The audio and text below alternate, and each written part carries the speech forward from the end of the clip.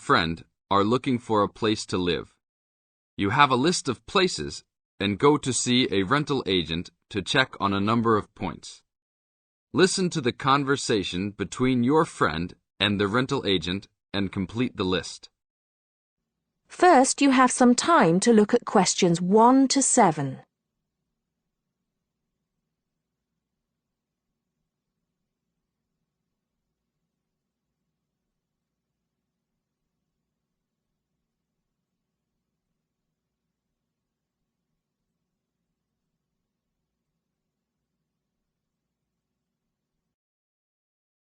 Listen carefully and answer questions 1 to 6. Hi, we've been looking over your listing of apartments for rent, and we have a few questions about a couple of the apartments. Can you help us? Sure.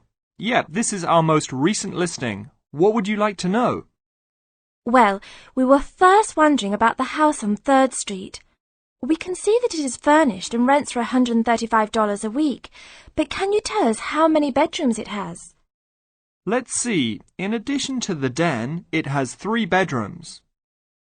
What about the one on Route 9N? It looks like it's big with a library and a deck, but it doesn't say how much it costs or anything else about it. Oh yes, Mrs. Gaylor's apartment. That one is actually only a 10-month rental, and it is going for $156 per week. It's quite a nice place. She only rents for 10 months each year because of horse racing season. Then her relatives all come to stay, so tenants have to move out. It's a little bit inconvenient, but past tenants have really enjoyed their stay there. Oh, well, we need it for a full year. I guess that one is out. How about the rental on Browen Drive? How many rooms does that one have? As it says on the list, it has 2 bedrooms and a private kitchen and bath. But it's actually a very small place. That's why it's a bit cheaper. Oh. Well then, what about the one that has 3 large rooms? Who is renting that property? That one is a good deal. Mr. John Smith is renting it. But he's quite eccentric and he has a strict rule about no pets. How about cats?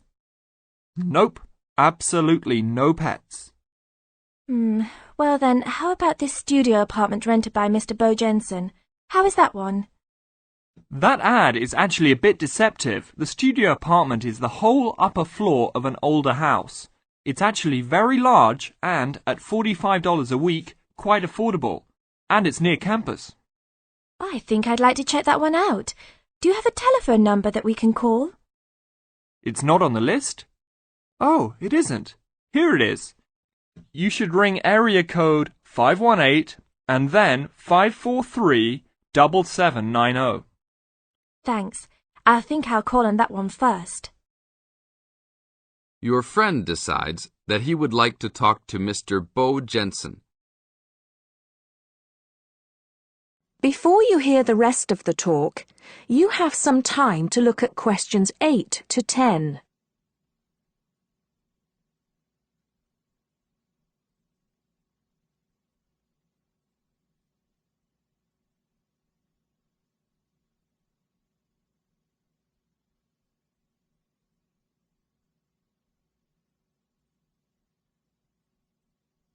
Now listen and answer questions 8 to 10.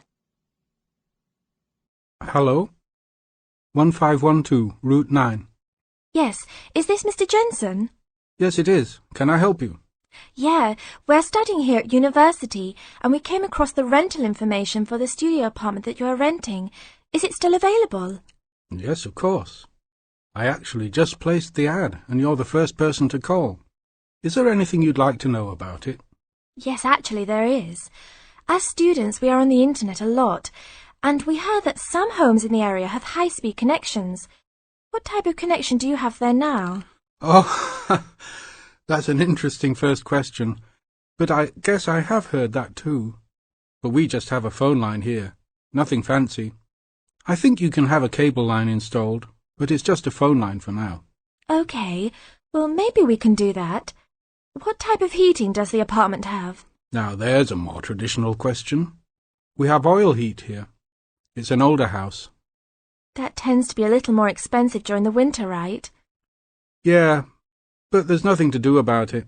It would cost too much for me to put in a gas heater. What else would you like to know about the apartment? Well, we heard it was quite big. Is it furnished? Actually, yes. I should have put that in the ad. It has an old couch and a couple chairs, a dining table, refrigerator, stove, and even a dishwasher. Does it have any beds? Yep, it has 2. That sounds great. When is the apartment available? You can have it tomorrow night if you want. I just have to clean up a couple things before you get here. Do you want to come over and see it first? No, it sounds fine to us. I actually know the street too, so I know the area.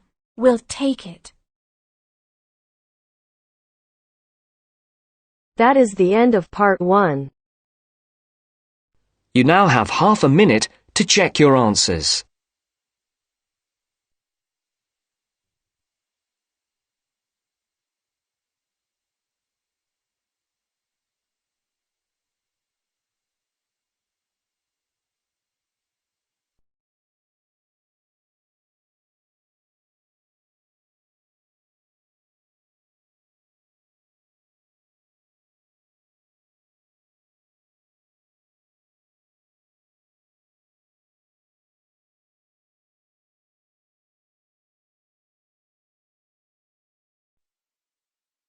Now turns to part 2. Part 2. You are going to hear a lecture given by a counselor. First, you have some time to look at questions 11 to 15.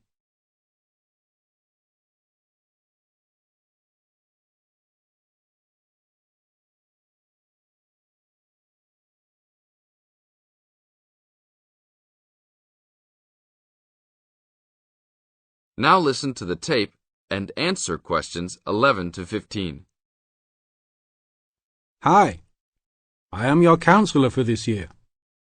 Today, we will visit the facilities available to you on our campus. As students, you should take advantage of everything you have available to you. How many of you like sports? Well, I hope most of you do, because our school has great sports facilities. We have an indoor gym with state-of-the-art equipment. First, I want to tell you about our basketball facilities. There are 2 basketball courts. Both are full court and open for student use. We offer basketball leagues that all students are invited to join. Just sign up with a team. Usually, there are games on the courts, but during league time, only the teams are allowed to use the courts. The basketball courts are open 24 hours a day. If you want a job, you can be a referee at the games. Next, I want to tell you about the tennis facilities. We have 5 tennis courts available for student use. The tennis courts are open every day, 8 a.m. until 10 in the evening. You should call ahead to reserve a court because they are very popular and can often be booked weeks in advance. There are rackets and balls available for rent at the front desk of the courts. There is an Olympic-sized swimming pool that is open for students and the general public. There are also showers and locker rooms available. The swimming pool is open every day, 9 a.m. until 7 in the evening. There are openings for the position of lifeguards, so if you are looking for a job in the sun, this might be good for you. Now look at questions 16 to 20.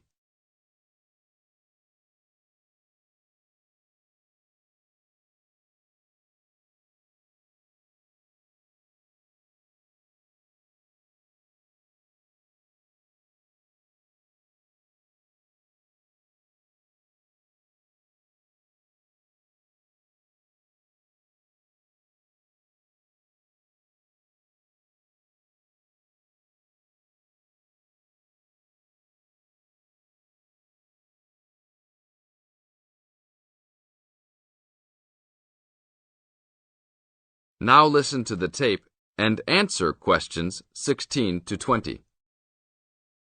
There are also 2 weight rooms and a gymnastics room. The weight rooms have all the standard equipment available. Please check with the gym to see the open hours because they vary from time to time. The gymnastics room is usually not open for individual users because there are almost always classes held in the room. However, if you are interested, you may sign up for gymnastics classes.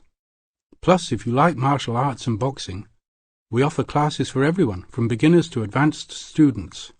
Please check the schedule for availability. There is everything available, from Chinese wushu to Brazilian wrestling. I will talk for a brief moment about our library system. Our campus has 3 libraries available to undergraduate students. 1 additional graduate library and 1 faculty library. The libraries are open daily until midnight except for during testing periods, when the libraries will be open 24 hours. Please look on a map to see where the libraries are located. All students with a valid ID can check out books, with a maximum of 10 books at a time. Books can be checked out for a 2-week period and then renewed for 1 month maximum. After that, there is a $1 fine per week that the book is overdue. I will repeat that. There is a hefty $1 fine per week. So it is a good idea to return books on time. If you lose a book, then you will have to repay the library for it, plus a fine. If you damage a book, most likely you will have to repay the value of the book. So please, enjoy the library facilities, but take care of the school's belongings. The library is also equipped with 200 computers for student use. They are all internet ready and available for use. You must sign up at the library for 1-hour time slots. You may sign up for up to 3 consecutive slots at a time. No one can use the computers without first signing in at the library. That is it for now. Thank you for your attention. That is the end of part 2.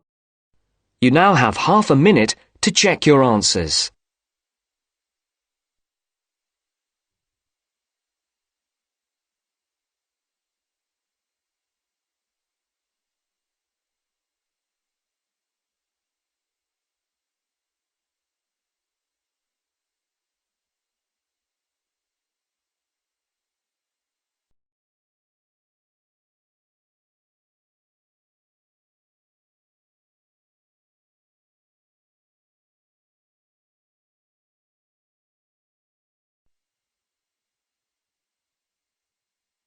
Now turns to part 3.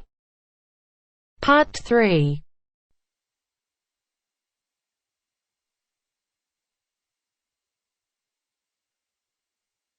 Now turns to part 3. Part 3. You will hear Peter Walsh being interviewed for a job. Listen and choose the correct answer for each question. First, you have some time to look at questions 21 to 25.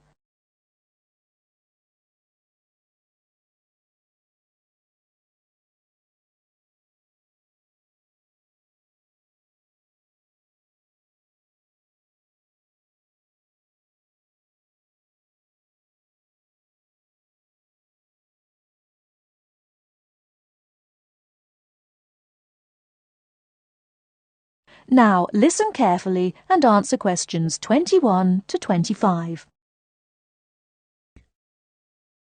Joanne! Hi, you must be Rob. Nice to meet you. So, I hear you're planning to visit Australia. Yeah, and I really wanted to talk to you because I was thinking of spending some time in Darwin, and my sister told me you're from there. That's right. So, tell me about it. Well, where shall I start? Well, Darwin's in what they call the top end, because it's right up at the northern end of Australia, and it's quite different from the rest of Australia in terms of cultural influences. In fact, it's nearer to Jakarta in Indonesia than it is to Sydney, so you get a very strong Asian influence there.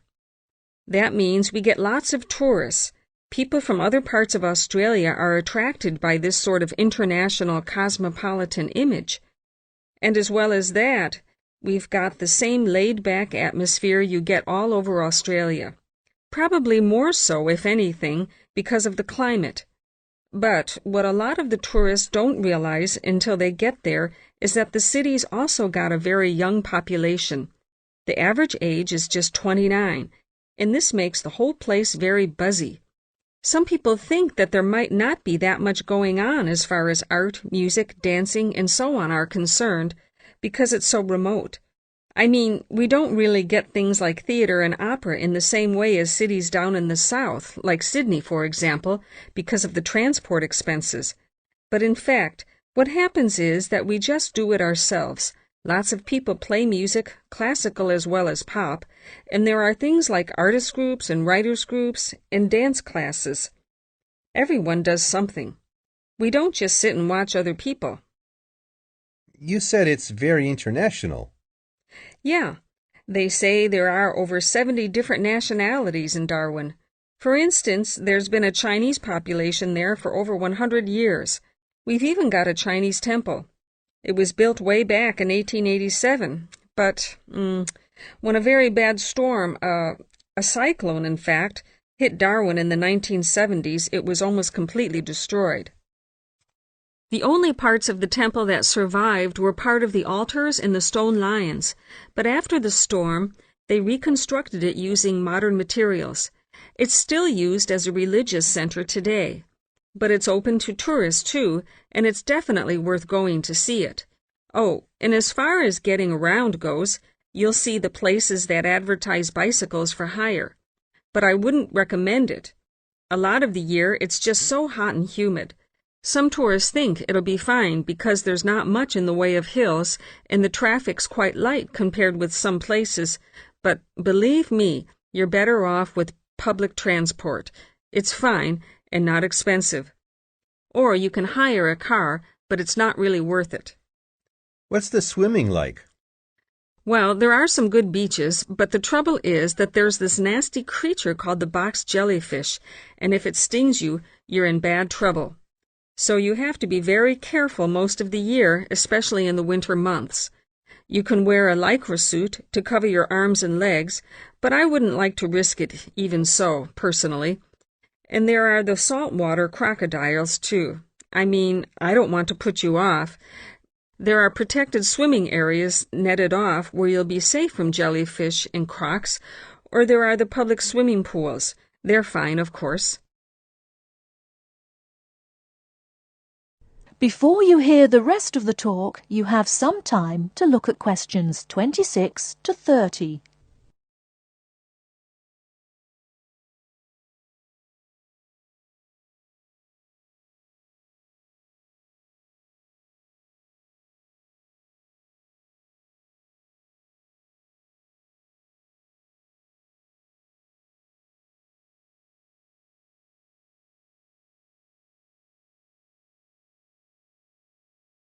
Now listen and answer questions 26 to 30. And answer the questions. Please sit down, Mr. Walsh. My name's Jane Swain, and I'm the personnel manager. Hello, how do you do? Now, this is just a short preliminary interview. I'd like to chat about your present job and what you've done up till now. Yes, of course. Well, could you tell me how long you've had your present position in Weston's? It is Weston's, isn't it? Yes, that's right. I am not sure. Let's see. I left university in 2005. Is that right? Yes, 2005. Then I was unemployed for about 3 months. And then I traveled round America for a few months. So, yes, it must be about 3 years now, in fact.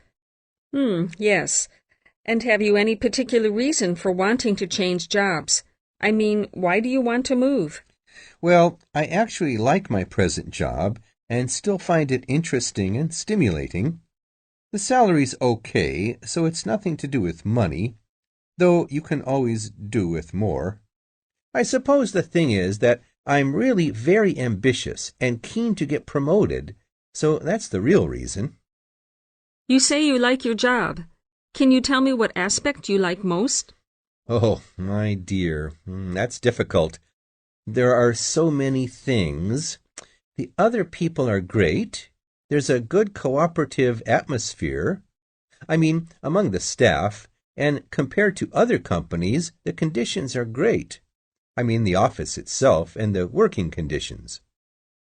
And then there's the fact that they give me lots of room for initiative and let me make decisions. You know, That's what I really like most about the job. Yes, well, we're looking for someone like that.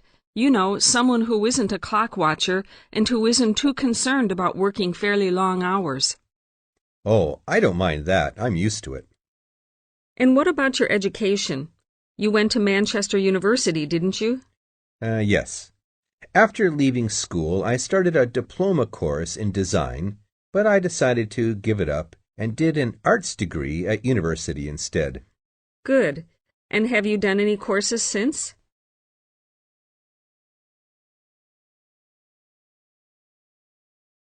That is the end of part 3.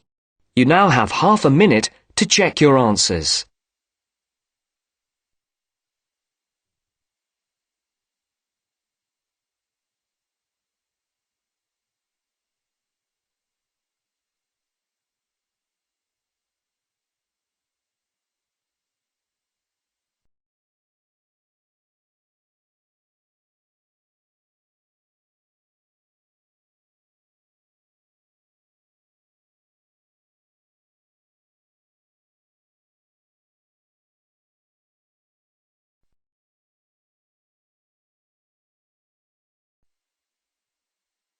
Now turns to part 4. Part 4. You are going to hear a conversation about using recorded delivery and registered post. First, you have some time to look at questions 31 to 40.